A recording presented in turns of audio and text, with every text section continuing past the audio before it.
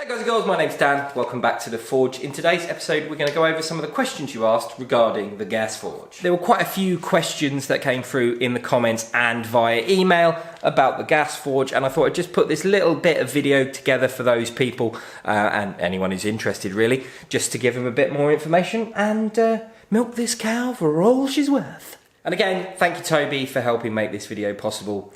He supplied us with the burner for this project. I know a lot of people are out there, you could get a gas cylinder, just chop it out, blah, blah, blah, chuck a bit of kale wool in there and you'd be fine. But the point of this was to make something really customizable that works really well. I'm gonna go over that a little bit just now and talk about some of the changes I've made. But if you are interested in it, I'm working on some new laser cuts for this project, so I will have, hopefully next week, I will have a price for the kits. I have made some significant changes to drawings, which I'll show you in just a minute, but it was to get rid of this curved up section here. It's going to be a pain to transport, and it's also very difficult for you to bend this up if you haven't got the tool in, like I didn't, and I found it consumed a lot of time and it's a bit frustrating.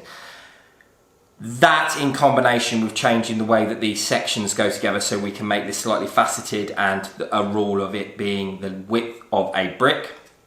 I'll explain about that in just a second. So therefore you will have the ability to order a section, and then you can order as many sections as you want, and you can say I want a burner per section, and then you can order those sections, put one burner in per section. And then you can decide whether you want a solid back like mine, or you want a door on the back, or you want a door on the front, or you want a lift door on the front, or door, whatever. And there'll be two different heights and all that cool stuff. I'll show you the drawings now. Okay, these are the drawings that I've modified slightly, some slight differences, and the reasons for it is, like I said, I want to get this faceted section. I want to swap out the castable. I think the castable is a bit of a pain in the bum, and basically you can order the bricks then.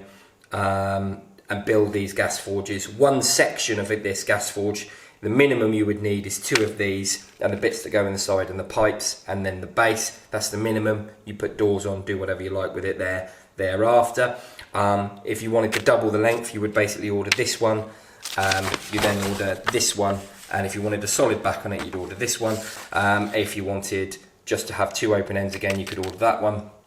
And then whether you wanted a lifting door or whether or not you wanted a swing open door, and they'll all vary in price and all that's good stuff. So yeah, I am not 100% sure that this is going to be the final iteration of this project, but we'll see as we go through the process. So if people are interested, you want to find out a bit more, and like I said, these drawings are going to go to the laser cutters, so I can sort of give people an idea of the price of a project like this. Okay, can you fire weld in it? The answer is yes. The fire welding process for a gas forge is reliant on the type of steel you're using, not the temperature of the gas forge. The more carbon in your steel, the lower the welding temperature. This will get to 1100 degrees Celsius. You should be able to fire weld most of your knife making steel. So if you're looking to make a 15N20 1085 1082 combo, this will do it for sure. I will be selling these with the kits. I think this is a very reliable, very useful burner that you can use in your kits. So when you buy a module, a section, one burner will be added to that, unless you say you don't want it. Obviously there'll be an option to not have one per module, but if you did want one per module, that's how it will go. That'll make more sense when I have some actual tangible stuff to show people, but it was given to me by Toby, like I said, and from UK Knife Maker Supply. His link is in the description. He sells everything you would want for knife making. He sells the burners, and he also sells anvils as well. So if you're interested in getting any supplies like that sort of stuff, please go and check him out, because he's got some good stuff indeed. I've also had a few people ask me about ribbon burners versus this burner.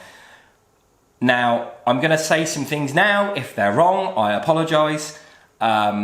However, I believe that ribbon burners need to be forced air. That is not necessarily the idea I was going for with these burners. If I can find someone who makes a good ribbon burner at quantity, who's willing to work with me on this project, I might do that. I might offer the ribbon burner with the forge, but I've never used one. So to be honest with you, until I've had some experience with a ribbon burner, I genuinely don't know how good they are, to be fair. And if I was going to invest in a project whereby we ended up having to get blowers and stuff and get all involved with bits and bobs like that, I think I would end up just buying a central oil heater for the amount of money. Yeah, I'd go with central heater, so like kerosene or old engine oil or whatever. I think you can use chip fat in them and all sorts of things. I would go for something like that. So yeah, because it would it'd be more economical as well, because they use a cheaper fuel and they use less of it, and you get a higher amount of BTUs out of them. In my understanding, I'm going to leave it at that.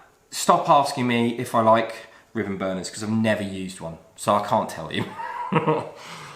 Thank you so much for joining me. I'm really sorry that this video was a bit rambly. The next video that comes out, we will be doing, on the gas forge, we will be making the door for it. The door's already made, but we need to make the lifty arm thing. I've got a really cool ratchet, and there'll be some other bits and bobs.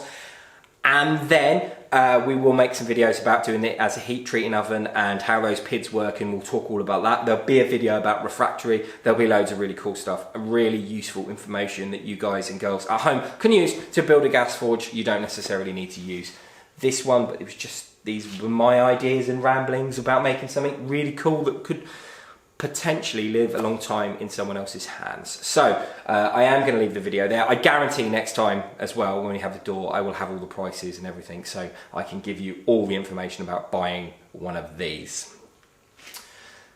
Thank you so much. See you later. Bye bye.